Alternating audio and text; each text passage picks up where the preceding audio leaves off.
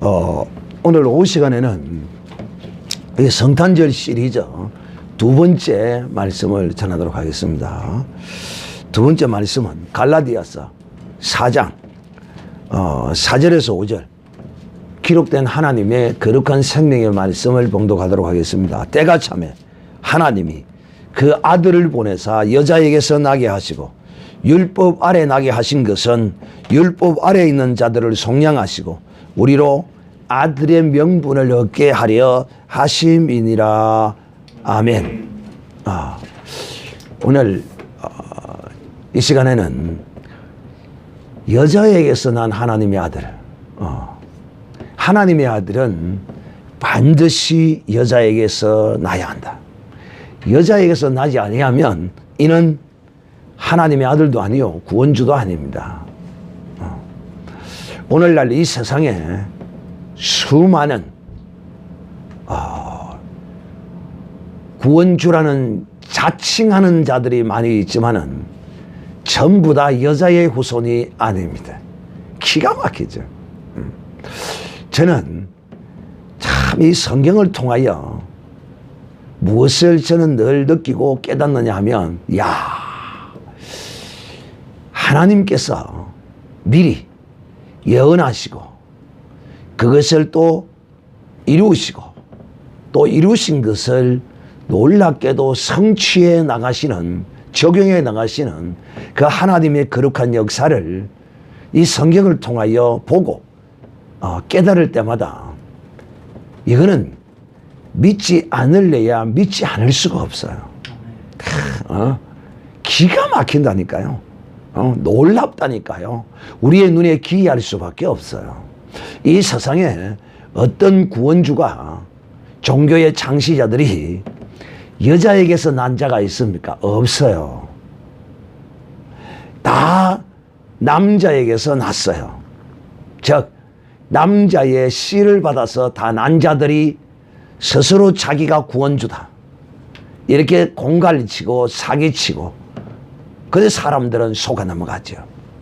그러나 우리가 믿는 주 예수 그리스도는 성경에 기록한 대로, 성경에 예언하신 그 말씀대로 이루어지고 또 성취되어졌기 때문에 이분이야말로 진실로 이 죄악된 인생에 구원주라는 사실을 이 기록된 말씀을 통하여 우리가 알 수 있는 것입니다. 사랑하는 형제들이여, 왜 하나님은 이와 같이 우리의 구원주를 이처럼 여자에게서 나게 하셨는가? 그 이유가 있어요. 반드시 여자에게서 나야 돼요. 그 이유는 뭐냐면 첫째, 그 이유는 죄인이 죄인을 대속할 수 없기 때문입니다. 죄인이 죄인을 대속할 수 없기 때문이에요. 또 반드시 여자의 후손으로 오셔야만이 그에게 죄 없는 피를 담을 수 있기 때문에, 죄의 피가 흐르는 것이 아니고 의로운 거룩한 피가 흐르기 위해서는 여자의 후손으로 와야 하는 것입니다. 세 번째는 이 여자의 후손으로 와야만이 죄를 짊어질 수 있어요. 아니, 죄인이 죄를 짊어진다면 그 무슨 소용이 있겠어요? 아무 소용이 없죠. 즉 죄 없는 자야만이 죄를 대신 짊어질 수 있기 때문에 여자의 후손으로 오신 것입니다. 참 저는 늘 여러분에게 하시는 말씀이죠. 이 성탄절을 맞이하면 수많은 사람들이 오늘날 그리스도 안에서도 정녕 이 예수 그리스도의 오심에 관하여 또 이분이 무엇을 위하여 오셨고 또 이분이 누구신가에 대하여 오신 이 기념을 제대로 하지 못하는 걸 늘 안타깝게 여기는 사람입니다. 희양찬란한 조명으로 교회를 꾸미고 그저 하나의 기독교의 문화로서 즐기는 것으로 끝나버리면 아니 됩니다. 정말 우리는 이 성탄절 절기를 진실로 그리스도를 바로 아는, 또 바로 아는 사람이라면 더욱더 새기고 새겨서 아는 이런 절기가 되어야지, 그냥 먹고 즐기는, 그리고 육신적인 개념으로 예수 그리스도의 오심을 그렇게 기뻐하는 것이 아니라 하나님의 뜻대로 우리는 이 날을 기뻐하고 또 그리스도를 아는 이런 절기가 되어야만이 이것이 진실로 우리에게 유익한 것입니다. 그럼 왜 하나님의 아들 곧 구원주는 여자의 몸에서 나야 하는가? 그 이유는 여러분이 너무도 잘 알고 있습니다. 이제는 수없이 들어왔습니다. 하나님이 아담과 하와를 창조하시고 저들에게 하나님이 명령하셨습니다. 선악을 알게 하는 나무의 실과를 먹지 말라. 그리고 에덴 동산을 지키며 다스리며 살아라고 했습니다. 그런데 이 하와가 마귀의 유혹에, 사단의 유혹에 빠져서 하나님이 먹지 말라고 금하신 선악과를 따먹고 말았습니다. 참 이 선악과는 오늘날에도 이 선악과는 존재합니다. 이 선악과는 먼 데 있는 것이 아니라 바로 어디에 있느냐? 인간의 마음 속에 있습니다. 인간 속에 이 선악과가 있어. 왜? 아담이 먹은 그 선악과가 그대로 복사되어서 모든 인간의 속에 이 선악과가 들어있어요. 목사님, 아니 내 속에는 선악과가 없는데요? 안 보이는데요? 제가 지금 보여드리겠습니다. 여러분의 눈이, 여러분의 귀가, 여러분의 마음이 왜 어떠한 것을 보면 보함직하고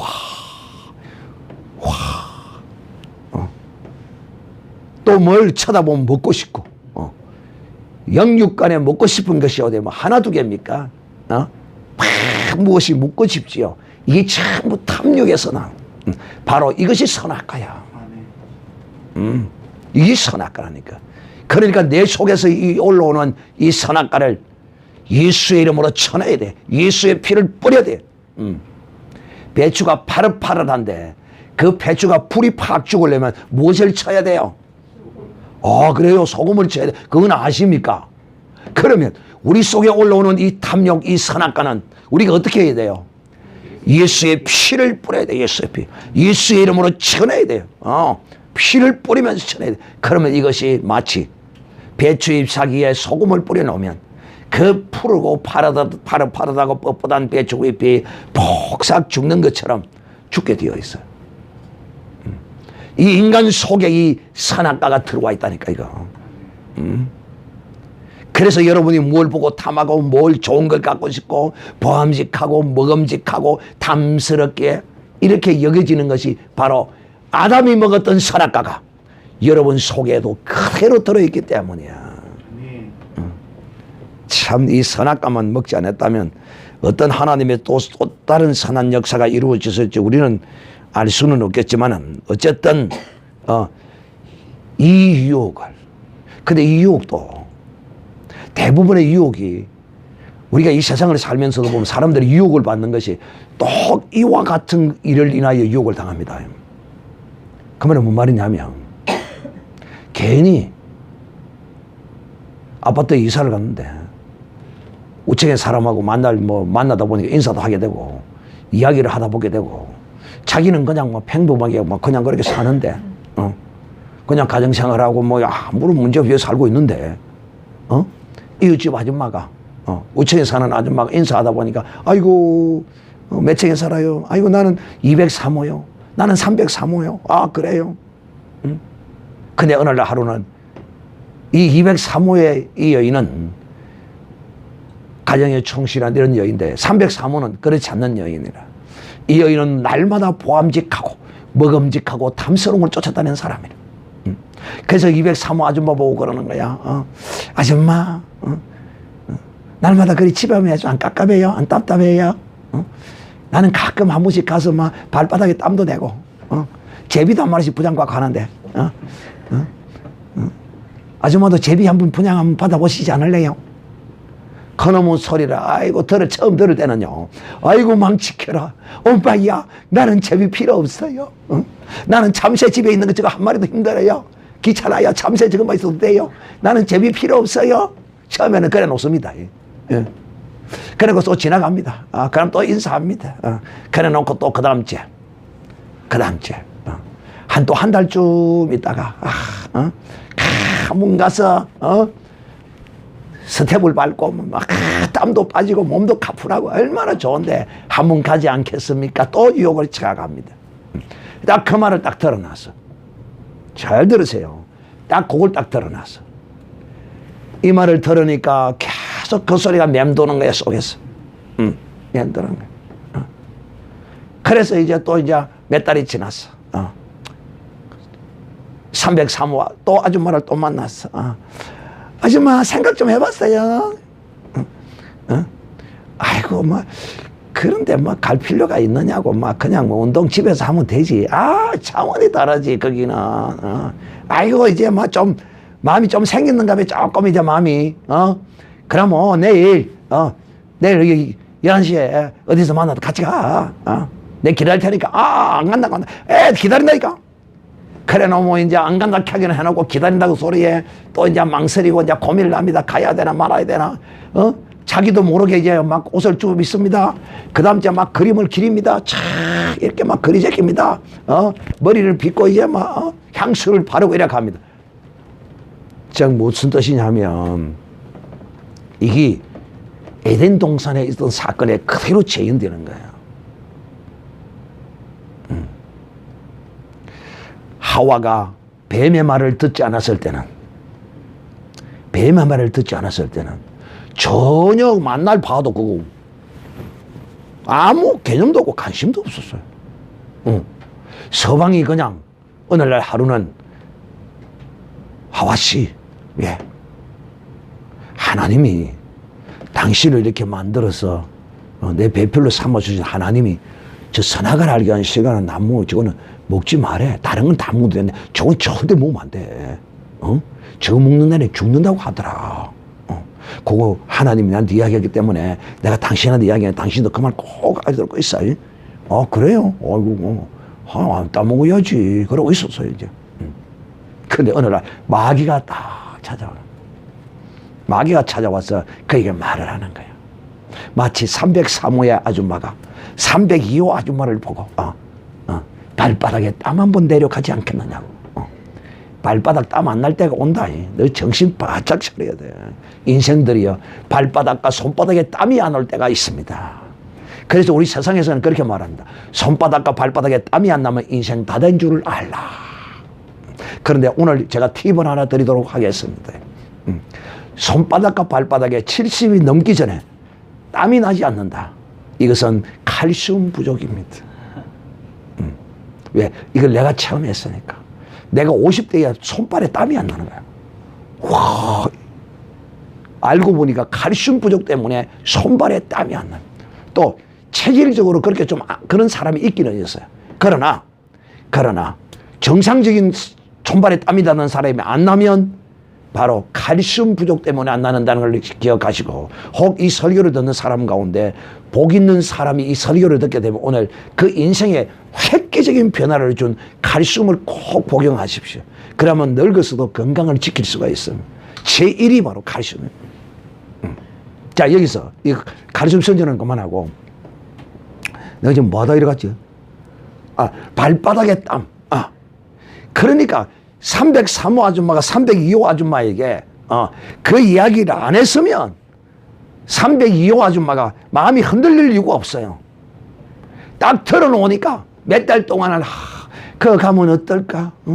그거 가면 남자들이 와서 머석시 소춤 한번 치지 않겠습니까? 하면서 뭐 설레이는 마음, 뭐 새로운 마음, 들뜬 마음, 이게 바로 정신 나간 마음이 거기서부터 나옵니다. 뭔가 새로움에 대한 신선함에 대한 동경이 막 밀려 들어옵니다. 마치 에덴 동산에서 하와가 마귀의 말을 듣지 않을 때는 아무렇지도 않았는데 마귀의 말을 딱 듣고 나니까 와, 저걸 먹는 날에는 하나님과 같이 돼. 마귀의 말을 딱 들으니까 이런 문제가 생기는 거예요. 그래서 이 보통 신앙의 뿌리와 깊이가 있지 않고서는 이 세상에 악한 자를 만나면 백발백중 다 넘어갑니다. 다 넘어가요. 그래서 이 선악을 알게 하는 실과를 먹음으로써 이 하와가 아담과 더불어 영원히 멸망받을 존재가 되고 말았습니다. 그런데 하나님은 이 마귀는 원죄자로서 하나님은 심판받을 자로 심판했죠. 하나님은 심판할 것이지만 또 심판했지만은 이제 심판은 했고 영벌은 지금 남아있어요. 이제 무정행과 영원한 어둠에 갇혀버릴 날이 와요. 그런데 마귀는 이와 같이 하나님이 심판했지만은 범죄한 아담과 그 많은 후손들은 하나님이 사랑하셨어요.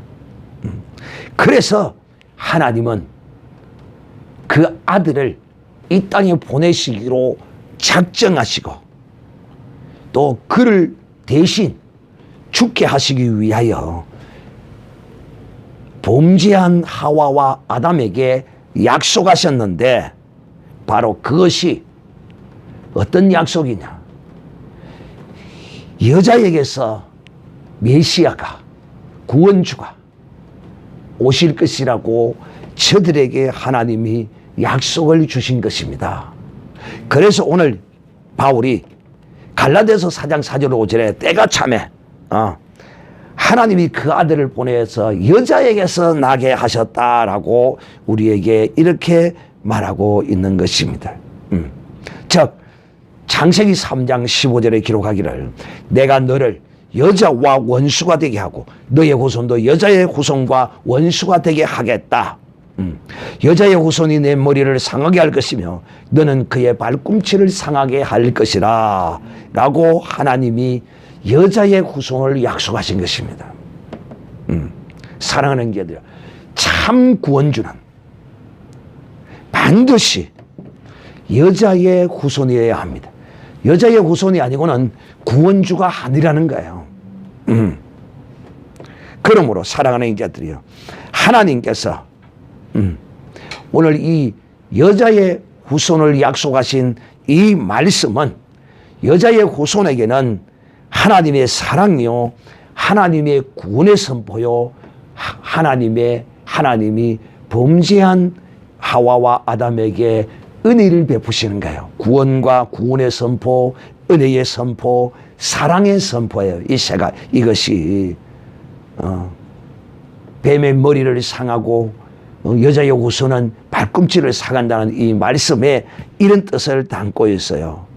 그러나 사단에게는, 마귀에게는 이 창세기 3장 15절이 멸망의 말씀입니다. 저주의 말씀이고 심판의 말씀이 됩니다. 그런데 하나님이 이 창세기 15장의 이 말씀은 하나님의 사랑이, 범죄한 자를 향한 하나님의 사랑이 그 안에 예언되어져 있는데 어떤 세 가지 뜻을 담고 있느냐. 첫째는 구세주의 탄생, 구세주의 탄생을 예언하고 여자의 후손, 이게 바로 구세주의 탄생인 것입니다. 두 번째는 구세주의 고난을 의미하 담고 있다. 구세주가 고난을 받을 것이 발꿈치가 상하게 될 것이다. 고난을 당하게 될 것이다. 세 번째는 구주의 승리입니다. 즉 구주의 탄생, 구주의 고난, 구원주의 창세기 3장 15절에 담고 있다 하는 것입니다. 고난은 뱀의 고난은 뱀은 여자의 후손을 밤구치를 상하게 할 것이고 또 성리는 구주의 성리는 여자의 후손은 뱀의 머리를 상해 머리가 깨어지면 죽는 거죠. 끝났다 이 말입니다. 사랑하는 형제들이에요. 그리고 하나님은 아담과 범죄한 사단과 연합하여 범죄한 아담과 하와에게는 잉태의 고통과 수고를 크게 더할 것이라고 하나님이 말씀하셨는데 오늘날 이것을 사람들이 여러분들이 이것을 저주라 이렇게 표현하기도 하는데 뭐 아니라고 하기는 또 그래요. 왜냐 여자가 원래는 하나님이 짐승들 새끼 올 때 막 울부짖는 거 봤습니까? 그런 거 거의 없거든요. 그냥 힘만 막 팍 쓰고 힘만 팍 쓰고 그러잖아요. 짐승들은 대부분요. 아마 사람도 그랬던 것 같아요. 그런데 이 고통을 하나님이 더하신 것은 즉 이르되 16절에 여자에게 이르되 창세기 3장 16절에 여자에게 이르되 내가 내게 잉태하는 고통을 더하리니 내가 수고하고 자식을 낳을 것이며 너는 남편을 사모가 남편은 너를 다스릴 것이라 하시고 그래 이 말씀이 어찌 보면 뭐 조금 안 좋은 듯한 이렇게 이양서를 담고 있는 것 같지만은 실제적으로 이 말씀은 구속사적인 측면에서 이걸 살펴봐야 한다. 왜? 16, 15절의 말씀도 구속사적이고 16절의 말씀도 구속사적인 의미로서 살펴봐야 한다는 것입니다. 왜냐하면 사실상 하나님은 범죄한 사람을 저주하지 않았어요. 저주는 땅이 저주를 받고 뱀이 저주를 받았을 뿐입니다. 진작 범죄한 이 사람은 하나님이 저주를 안 했어요. 오히려 저주 대신 하와에게 구원주를 약속하셨다니까요.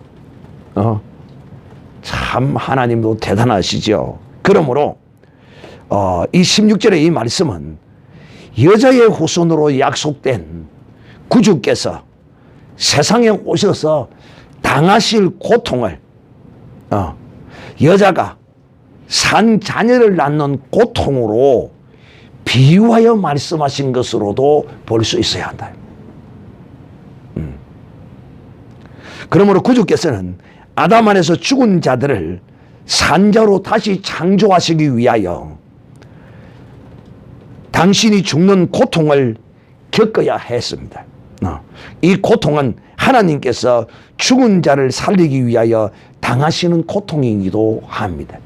이것을 이렇게 하나님은 비유적으로 이렇게 나타낸 것이지 실제로 이것이 뭐 저주다라고 표현하기는 좀 그런 데가 있다 하는 것입니다. 그래서 우리는 창세기 3장을 자세히 읽어봐도 하나님이 사람을 저주했다는 사실은 별로 느끼기는 좀 그래요. 어쨌든 뱀이 저주를 하고 또 땅이 저주를 받았다는 사실은 우리는 정확하게 알 수 있습니다. 그러므로 사랑하는 형제들이여, 하나님은 이와 같이 범죄한 아담과 하와에게 하나님이 구주를 약속하셨어요. 바로 그 구주가 여자의 후손으로 올 것이라는 것입니다. 여자의 후손. 그러므로 사랑하는 형제들, 우리가 너무도 잘 아는 것처럼 이제 여자의 후손으로 오시는 그 과정을 마태복음 1장 1절로부터 예수 그리스도의 세계라고 말씀하심으로써 아브라함과 다윗의 자손 예수 그리스도라 하면서 그 이제 예수 그리스도가 오시는 여자의 후손으로 오시는 그 계보와 그 과정들이 자세하게 그려지고 있는데 마태복음 1장 18절에 보면 예수 그리스도의 나심은 이러하니라. 그 모친 마리아가 요셉과 정혼하고 동거하기 전에 성령으로 잉태된 것이 나타났더니 라고 말씀하고 있고, 즉 이 여자의 후손은 성령으로 잉태되어야 한다. 우리가 이걸 믿어야 돼. 이걸 믿지 않는 사람은 하나님의 전능하심을 믿지 않는 사람이야. 하나님의 주권을 믿지 않는 사람이야. 하나님을 주로 여기지 않는 사람이야. 요셉과 정혼하고 마리아가 동거하기 전에 하나님이 그에게 성령으로 잉태를 시켰습니다.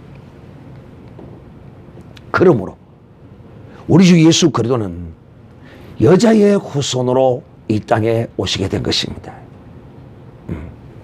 또 이 과정에 관하여 자세하게 잘 또 기록하고 있는 부분이 누가복음 1장 26절부터 35절에 36절 7절까지 보면 천사 가브리엘이 하나님의 보내심을 받아서 나사렛이라는 동네에 사는 다윗의 자손 요셉이라는 사람과 정혼한 처녀에게 이르러 마리아라고 하는 처녀에게 와서 은혜를 받은 자여 평안할지어다, 주께서 너와 함께 하시도다. 처녀가 그 말을 듣고 놀라 이런 일이 어쩌면고 생각하며 천사가 이르되 무서워 말라, 내가 하나님께 은혜를 얻었나니라.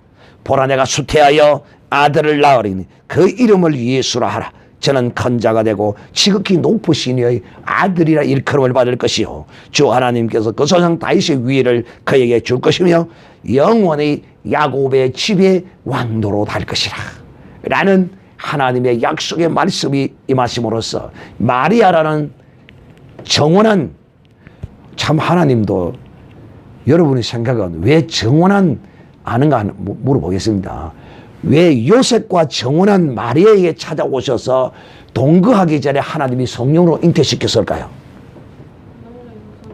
낭자의 씨를 받지 않으면 그거 말고 다른 거. 키는 요셉에게 있어요.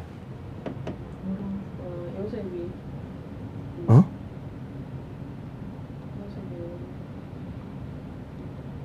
왜 정혼한 요셉에게 동거하기 전에 하나님이 잉태를 시켜버렸을까? 그리고 그들이 이제 결혼하고 자식을 낳기까지 예수를 요셉이 다윗의 후손.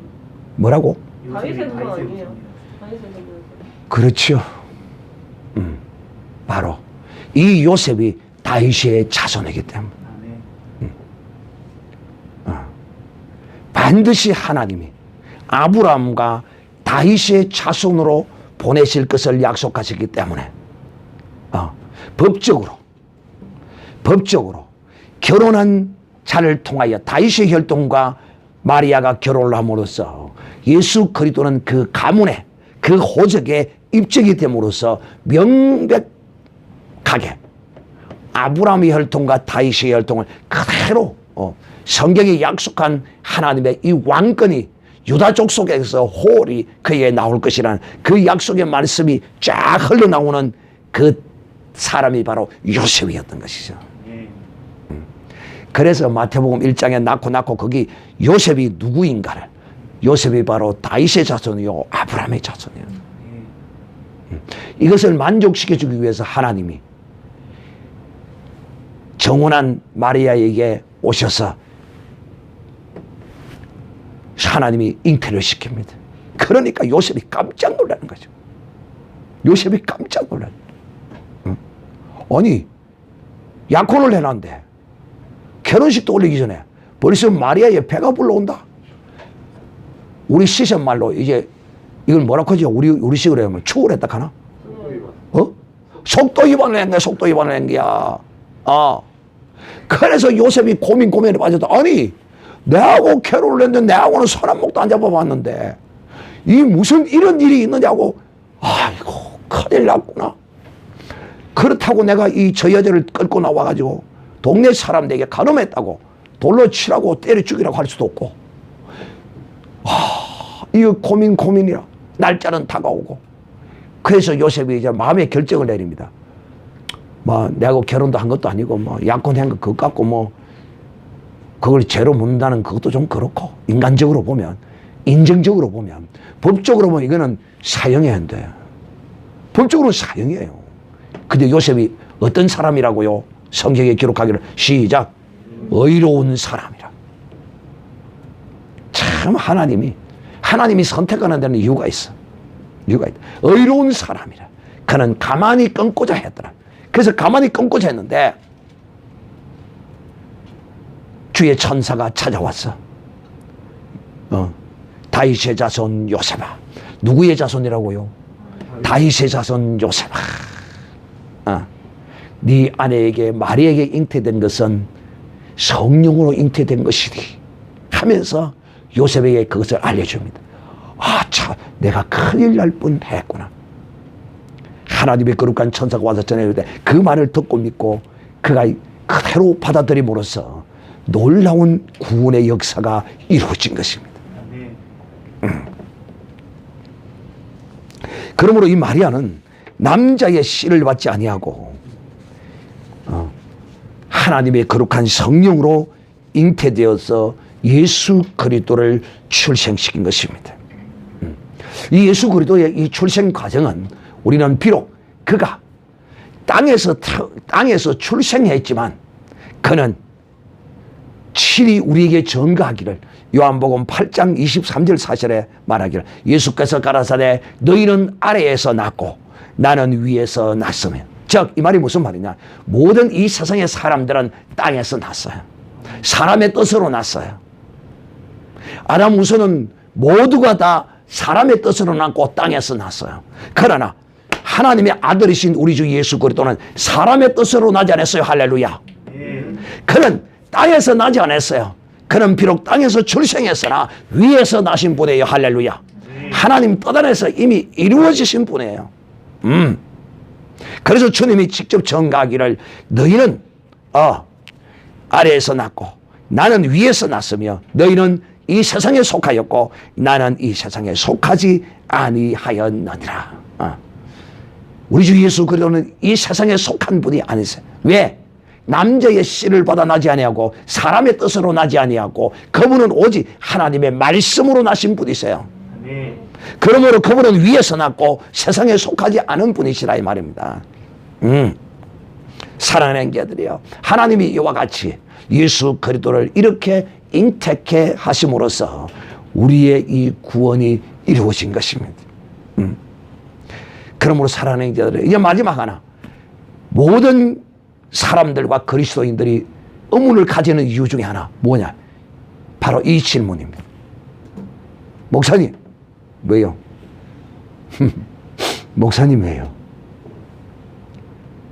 마리아도 아담의 후손이지 않습니까? 맞습니다. 그런데 어찌 그 죄인인 마리아에서 나셨는데 어찌 죄인이 아니라고 할 수 있습니까? 이렇게 질문을 합니다. 인간적인 논리로는 상당한 그 논리적인 설득력을 갖고 있을지 모르지만은, 자, 이런 질문에 대하여 뭐 대답하는 사람들이 많이 있었다마는 저는 여러분에게 이렇게 대답하고 싶습니다. 뭐냐?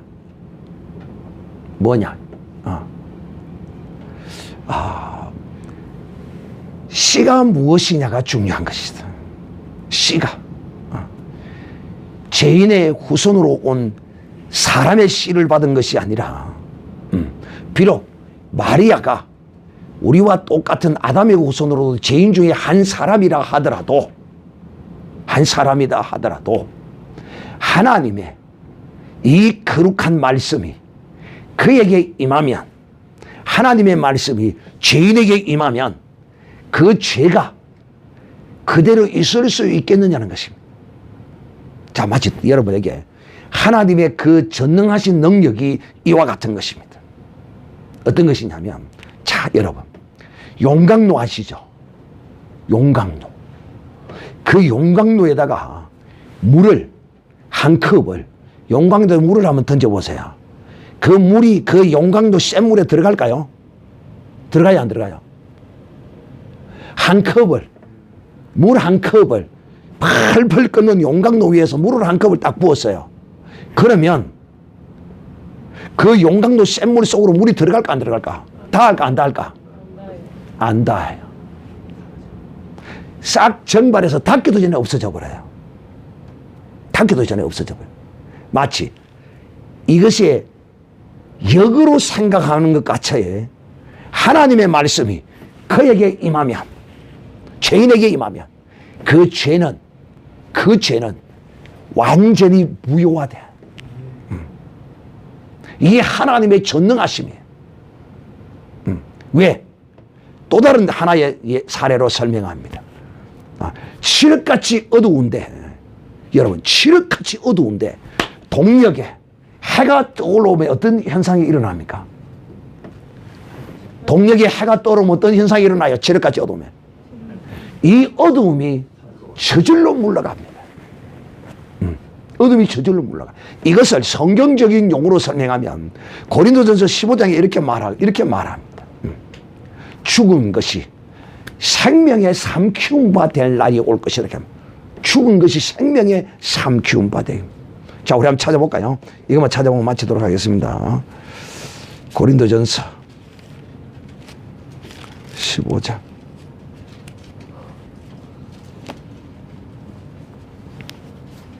자, 이걸 마치 15장 53절에 이렇게 말합니다. 52절 봅니다. 나팔 소리가 나며 죽은 자들이 썩지 아니할 것으로 다시 살고 우리도 변하리니 이 썩을 것이 불가고 썩지 않는 것을 입겠고 이 죽을 것이 죽지 아니함을 입으리로다.